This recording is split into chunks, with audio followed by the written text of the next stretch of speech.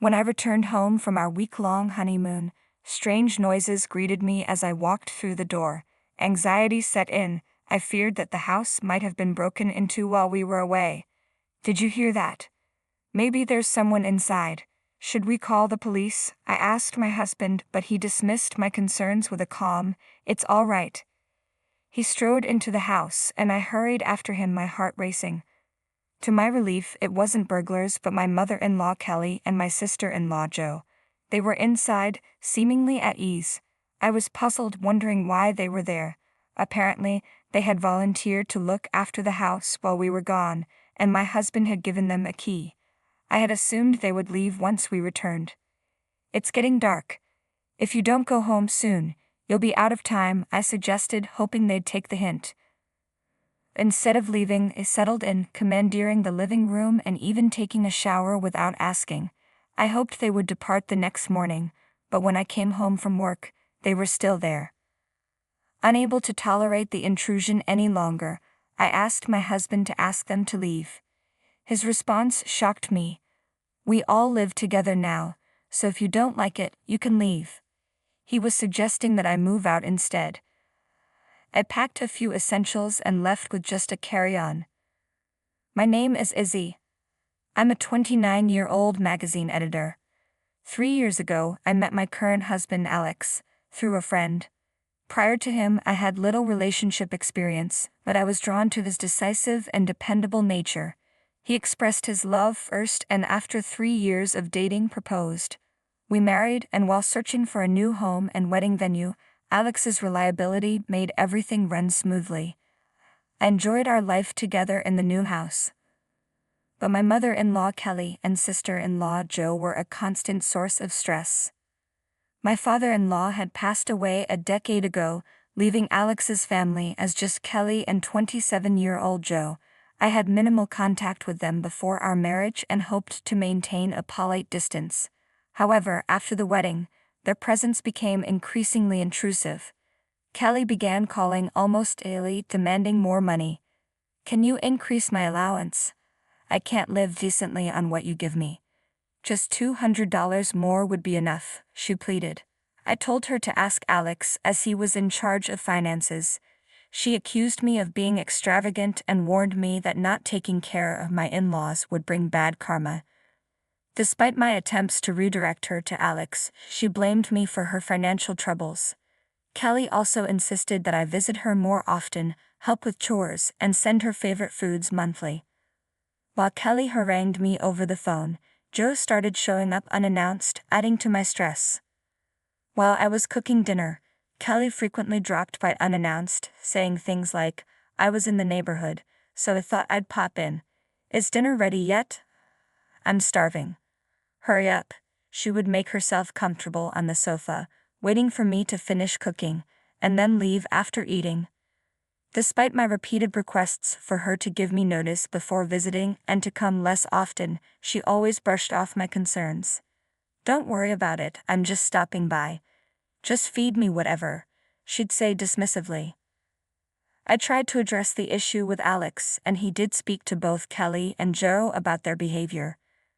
Despite this, I didn't feel it was appropriate to be too harsh with them, given that Jo was Alex's sister. 6 months into our marriage, Alex and I finally went on our long-awaited honeymoon in Europe, which had been postponed due to our busy schedules. We enjoyed every moment, unwinding and escaping from daily stress. However, when we returned home after a smooth week-long trip, we were greeted by strange noises coming from inside the house. Panic set in as I wondered if we were dealing with a burglary. "Did you hear that? Maybe there's someone in the house. Shouldn't we call the police?" I asked Alex, but he didn't seem concerned at all. "It's all right," he said calmly, walking into the house as if nothing was wrong. I quickly followed Alex into the house and was relieved to find Kelly and Jo instead of burglars. However, I was puzzled about why they were there. "Oh, you're back. Did you bring me a souvenir? The bracelet I asked for? Did you get it?" Kelly asked, clearly expecting something. "Of course not, it was too expensive," she replied when I said I hadn't. While the three of them chatted away happily, I couldn't help but wonder about their presence. Why are you guys here? I asked. Kelly looked at me with a hint of annoyance. Are you saying our presence is a nuisance? An empty house is an easy target for burglars while you were on vacation. We went out of our way to protect it, so you should be grateful. Apparently, they had offered to watch the house while we were away, and Alex had given them the key. I had told Alex that he should have discussed this with me first. He replied that he hadn't had time because they had approached him at the last minute. What was done, so I tried to accept that the house was safe thanks to their efforts. As I looked around, however, I saw the extent of the mess they had left. Every room was cluttered with their belongings. Joe's clothes were crammed into the closet, with the overflow strewn across the floor. In the living room, clothes, bags, remote controls, comic books, and other items were scattered everywhere, not just on the table but also on the floor. After a long flight, I was exhausted and frustrated by the thought of cleaning up all this mess. That wasn't the only issue at hand. I had hoped that once we arrived home, Kelly and Joe would leave, but they didn't. It's going to be dark soon. If you don't go home now, you'll be stuck here, I said, trying to be polite. Why don't you let us take it easy today? Kelly responded. Not only did they refuse to leave, but they also took over the living room and started taking showers without asking. They had completely made themselves at home. Expected them to leave the next morning, but there was no sign of them moving out. When I came home from work, they were still there. I told them it was time for them to go. We're family. You don't have to worry about us. Just pretend we're not here, they insisted.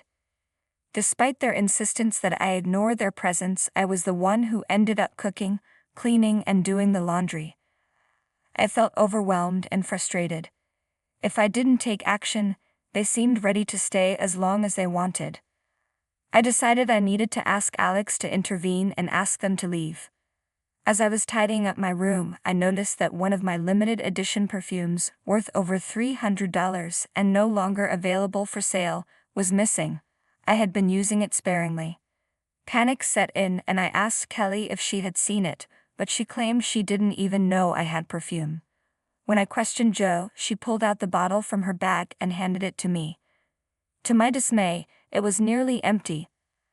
I had been careful with my limited edition perfume, and there was still more than 6% left. When I confronted Joe about the missing perfume, she simply said, "It smells nice, doesn't it?" My friend liked it too, so I lent it to her. She'd offered no apology, and my frustration boiled over. Why did you use it without asking? What you're doing is theft. Didn't you learn that stealing from others is wrong? I demanded. Joe brushed off my anger. I only borrowed it for a moment. Why are you overreacting? If you're so concerned, just take back what's left. If you borrowed it, then give me back what you used, I'd insisted. Fine, but since it's already used, I'll only give you half the money, she retorted. I don't want the money, I want the perfume back, I said firmly.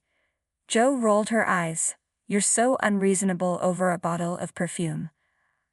I know the brand and it shouldn't be that expensive. She checked the price on her phone and was taken aback. Holy cow, why is it so expensive? Are you really going to spend $300 on perfume? If it's that important, maybe you should have mentioned it.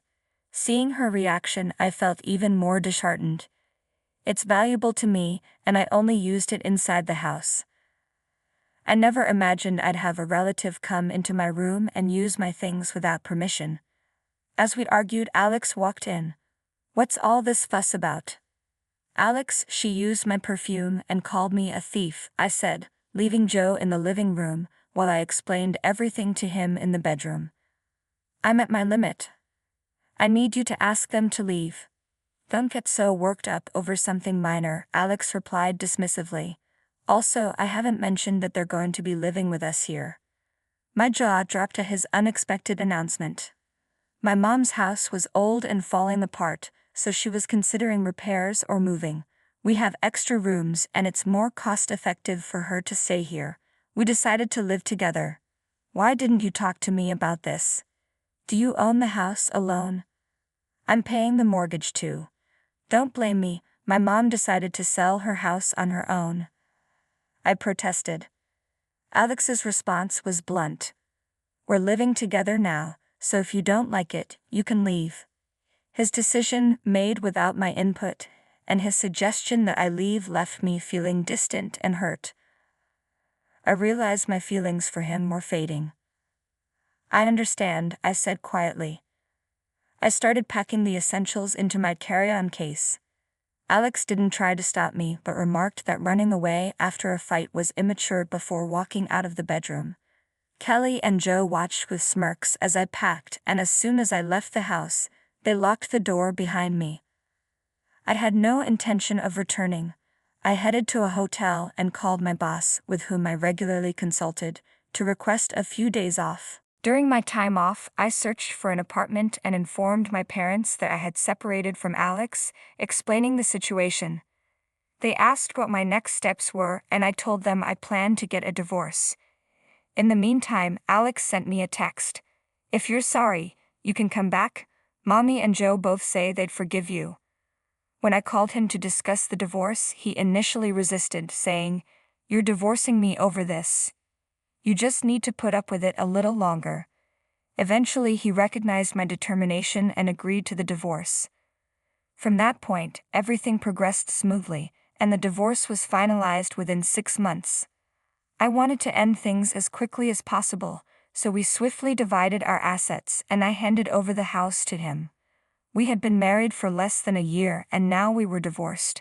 My friends and coworkers were concerned and curious about what had happened. Initially, I shrugged off their questions, unable to share the details. But as I processed everything, I became more open about the situation. When I told them the full story, their reactions were unanimous. "That's impossible." I appreciated the sympathy from my friends and coworkers.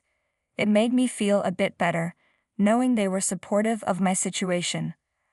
After moving out and living alone, I threw myself into work with renewed intensity. Instead of spending time on household chores, I took on 3 times as many projects as usual and even helped out colleagues who were overwhelmed.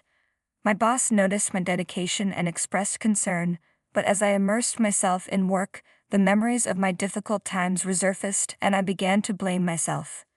Despite being grateful for the distraction work provided, Alex called me about 5 months after the divorce. I had left most of my belongings behind when I moved out, so I answered the phone thinking it might be about that.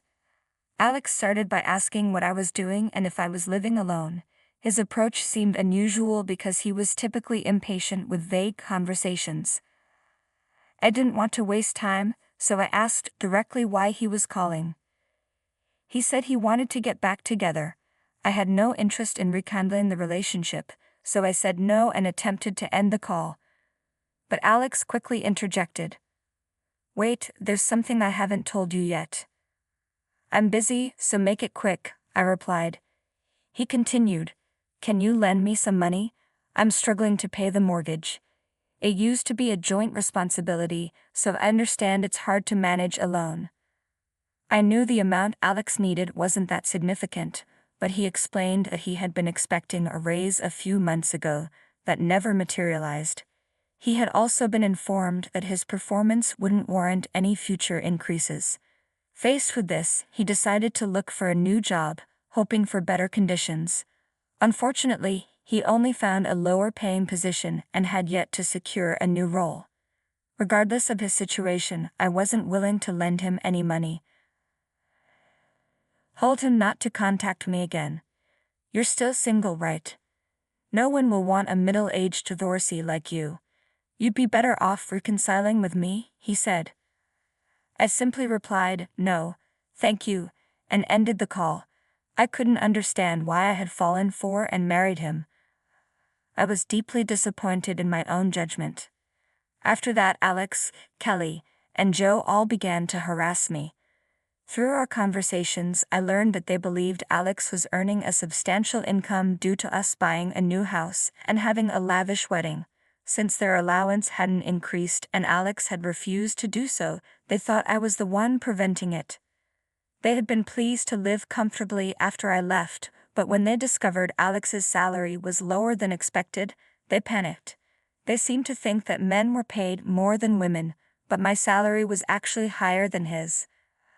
I wanted to block all of them on my phone, but Alex knew where I worked and could easily find me.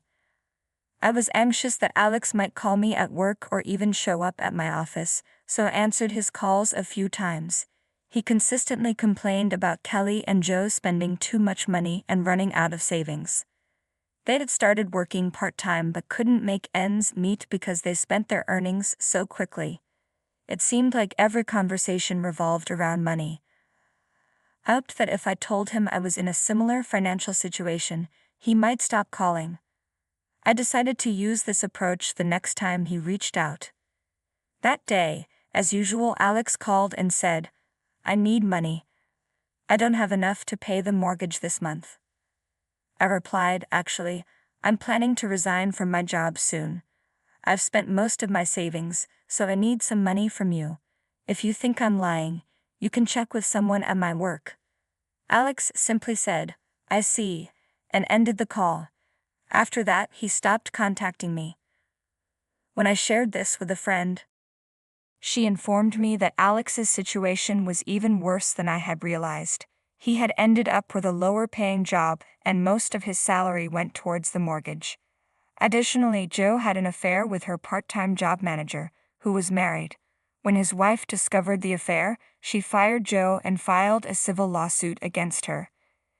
Initially, Joe claimed that the manager had pursued her and she didn't know he was married. However, text exchanges revealed she was aware of his wife's pregnancy and still pursued him. The manager and his wife divorced, and Joe faced a substantial compensation claim. Joe's affair and subsequent lawsuit led to her losing both her job and her friends. Alex's family ended up covering the mortgage and the debt from the lawsuit, effectively living in a cycle of debt. Kelly, meanwhile, complained that her friends had grandchildren while her own children were still single and struggling. Alex often lamented to this friend about his daily arguments with Kelly, his current single status, and how women no longer showed interest in him. He had lost weight and looked disheveled, aging far beyond his years. His friend rolled her eyes at his complaints. Had shared the reasons for my divorce with many people, and now this friend was the only one Alex had left to confide in. She was the one who introduced us and felt a sense of responsibility for how things turned out. Although she found his constant drama oddly intriguing, she stayed in touch with him to keep him away from me. As for me, I recently launched a web magazine with a university friend. I left from a previous job and invested most of my savings into the startup. Though it's a small venture and I handle many tasks on my own, I am thrilled by the new challenges. Where I once felt daunted by new beginnings, I now manage them with confidence, having grown from past obstacles. I've also started a new relationship with someone I met at work. He respects my feelings and supports me, helping me realize that Alex was not a decisive leader but simply selfish. For a while after my divorce, I doubted that I would ever marry or date again. Now I am able to think positively and cherish the new happiness in my life.